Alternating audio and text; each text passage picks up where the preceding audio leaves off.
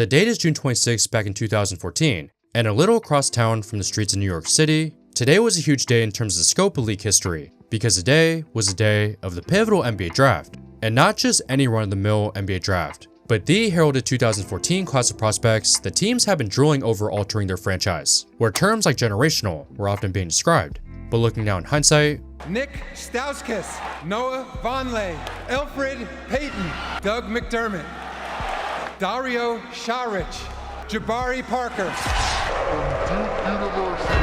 To say this draft didn't meet its lofty expectations is quite the understatement, and the golden ticket that once was a beam of hope for fans now has set their favorite team back almost a decade. I mean, seriously, look at this, there was nothing to cheer them up.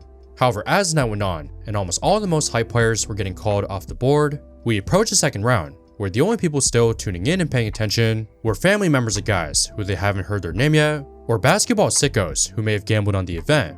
But little did we know during a Taco Bell commercial, the 41st pick would be who he is today. With the 41st pick in the 2014 NBA Draft, the Denver Nuggets select Nikola Jokic from Sombor, Serbia. You were the 41st pick in the draft. A Taco Bell commercial was running when your pick was announced. What do you think of that now? They believe in the fat boy. And just like that off a whim, the Nuggets turned basically a charity pick that nobody cared about into one of the greatest players to ever walk the face of the earth. Talk about an all-time return on investment, since maybe LeBron getting this legendary present. But as hindsight's 2020, and as great as Nikola Jokic may seem throughout his career, there was one glaring reason as to why it was picked so late. A major red flag that teams cannot overlook. That has not only affected him over his time in Denver, but still to this day something that teams are going after. But this year the Nuggets have used a very creative solution that's been hiding their MVP from getting exposed of this weakness and covering for his one flaw so that he can just be great.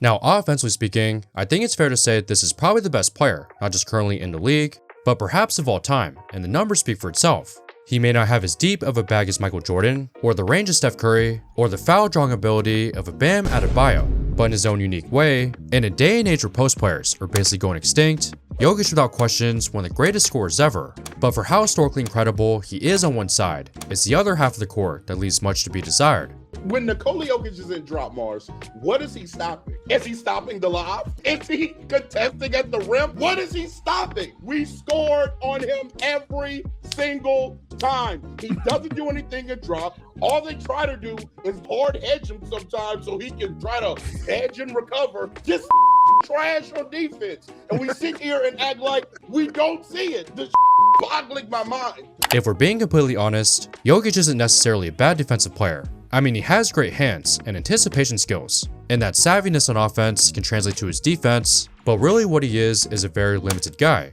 which sometimes can pose unique challenges for his teammates, and mostly this falls on his obvious lack of foot speed, because clearly this is not the dude you want to bring to a race, which if we translate to the hardwood, can especially be a huge problem defending in these ball screens, specifically an issue guarding pick and pop actions. We are not in the caveman era, am I right? With flip phones and Ataris and non-shooting big men, since nowadays the modern NBA 5 can stretch the floor. But with Jokic and his inability to cover all this ground between stopping the guy with the ball and also closing out to the shooter, it simply is physically impossible to take both. Which again, not to shade him, I want no smoke with the Joker. But it feels like when Nikola getting older may be slower, it's something even weaker teams can find ways to exploit.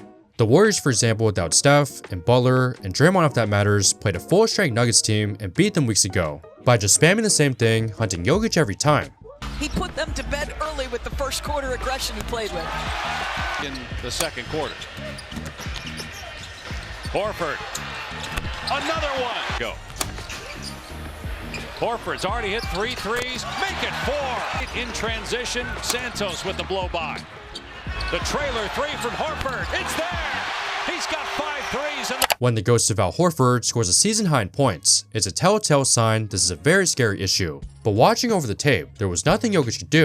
The Nuggets tried switching, but it didn't fix the problem because you don't want Jokic taking a smaller, quicker player And even if we take a look at another game this month, where they matched up with the Thunder, missing 3 of their main starters, besides Shea putting together this MVP moment, he allowed Jalen Williams to set a career high in threes, 29 points to go with 7 deep bombs. Talent versus talent, there's only a handful of guys who can take this Hall of Famer, so it is quite alarming that because of this one weakness, teams can then very easily neutralize this game. Not that this is news, and the Nuggets and their opponents have been fully aware of this problem, but this is why Nikola gets subbed out in the clutch. He's a massive liability when his team needs to stop. So, for such a huge burn for the Nuggets that not only shows up pretty obviously in the highlights, but looking at some of the numbers, it's a large detriment. How have they been able to keep winning with this in spite? And what prevents teams from continuing to run this? Well, the answer to the question can be solved by this man. David Adelman gets a chance to get the head spot, moves over. See, how would you grade him in his first chance doing that? I mean, to be honest, I think he's going to be the next head coach somewhere. He really has a mind into it, and he's really know what he wants to do on the court, defensively and offensively. This is David Adelman, who's not just the head coach, but is a very intelligent guy from a rich hooping background and understanding the challenge of protecting their best player. He's implemented a very creative solution to hide Jokic and to somehow shield this major problem from his team. Again, just a reminder, the problem isn't the fact Nikola can't play any defense, because honestly with his size, he's a pretty good help defender hanging around the basket. He just can't cover certain plays due to his quickness. Okay, so maybe that means he's bad, but how the Nuggets like to counter is a really strange game plan where they basically are executing a full circle rotation, where instead of giving Jokic all the stress to guard the action, they scram him out completely as the entire defense shifts. That way Nikola bails and runs straight to the corner, while the one pass away guy's gonna take the new assignment, and eventually this recovery forces everyone to move over.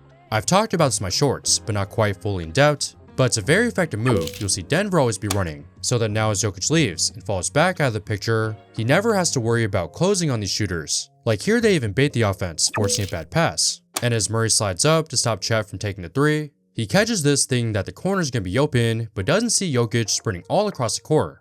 You should be ashamed. You understand? You really, really should. I mean, I would like to remind you two aficionados covering the NBA. Do I need to pull out tape, Wendy, how many times you implored the world to calm down? Just wait. And you brought up his history and historical reference to what people have done? That's how I roll. This is Nikola Jokic. The matter with y'all? And I said to you, Vinny, look, y'all, they're going to struggle right now. But come playoff time.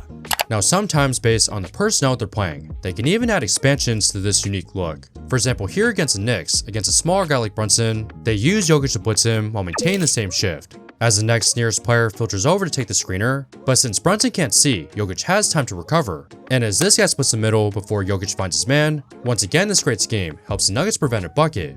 This in my opinion is my favorite variation, and if a team isn't well spaced, makes it easier for the Nuggets, where all he has to do is switch onto the guy alone. So whether teams try to run an empty-sided counter, or if it's a normal pick and roll from where they usually run this action, it's an innovative way they can hide this glaring weakness. But while it's one thing on paper, it's a separate thing to run it, and there are many times the Nuggets can actually fail to run this coverage, with mainly the concern being all the moving parts, and the talking that's required that goes into running the system. Like on this play as a shift, they have confusion on the back end, and as two guys take one, Jokic can't be in the low man and come over to make a play by sitting in the help. Same mistake here, this time with blitzing as it fails, with Nikola looking around trying to find the open guy, but Cam calls Jokic trying to tell him to take the corner, but he doesn't see it in time, so the Clippers make him pay.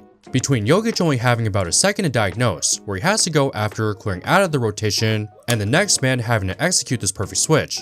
Not to mention the rest of the guys shifting to new matchups, it all makes the Nuggets pretty prone to easy mishaps. So while it is effective, it is still a work in progress, and Denver has a couple more kinks to figure out. But for the most part it seems like they've handled this limitation, and all things considered, a really cool tactic they can use to protect Jokic. I mean, Jokic is such a transformative player. Obviously, you're better with Jokic. That's an obvious statement. Both offensively, he changes you, and defensively, he changes you. And if we swing to the other side, I mean, teams are licking their fingers? Licking their fingers waiting on the Nuggets because you know that you're going to be able to get off. That's an issue.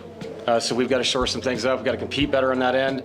And I have to rotate guys through to find the right 5 that'll compete defensively because I know we're going to score. Even though the Nuggets have one of the greatest players ever, that doesn't necessarily equate to being perfect. I mean, it's just like everyone else. Everyone has some kind of flaw. But using the subtle trick, they've controlled some of the damage and found a way to stop teams from abusing him on the side. We'll definitely see more of this come time for the playoffs, and Denver has some time to keep mastering this defense, but given that the West has all sorts of shooters, and not to mention this freaking nature 7-footer, I'd assume this is a trick that can certainly come in handy, but time will only tell if the Nuggets can do enough